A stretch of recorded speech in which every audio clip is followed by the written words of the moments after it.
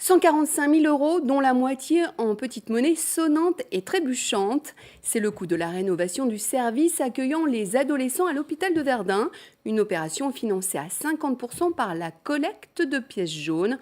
Preuve que les petits ruisseaux font les grandes rivières. Perrine Kettels, Frédéric Madier.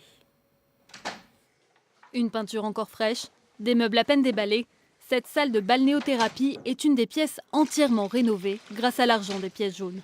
Pour cet infirmier, ce n'est pas qu'une question d'esthétisme, mais de bien-être pour les patients. Ça les rassure, ça les apaise et ça leur permet justement en fin de journée, de pouvoir se calmer, se reposer dans un endroit calme et serein. Dans l'unité, 8 adolescents victimes de maltraitance, de dépression ou encore de troubles alimentaires, 145 000 € ont été investis pour leur créer un cadre accueillant, loin de l'image de l'hôpital.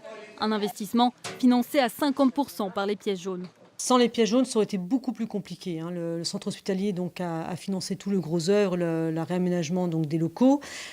Pour ce qui est de l'aménagement, on aurait certainement pu le faire, mais à minima. Franchement, des petites boîtes, on n'a pas le sentiment comme ça, mais quand on voit les réalisations, les petites rivières font les grands fleuves et c'est très important. Pour les pièces jaunes, c'est le 22e projet financé dans le département et le plus cher de tous. Mais avec des dons toujours moins nombreux, difficile de financer tous les projets. Alors la Fondation appelle à redoubler de générosité. C'est les gens qui donnent les pièces jaunes justement pour faire la réalisation de ces projets. Moi je dis il faut qu'ils continuent, c'est à nous à faire l'hôpital de demain et surtout l'hôpital dont on a besoin. Parce qu'il y a 30 ans, ce n'était pas l'hôpital d'aujourd'hui. Prochain projet de rénovation pour le centre hospitalier de Verdun, le service de gériatrie.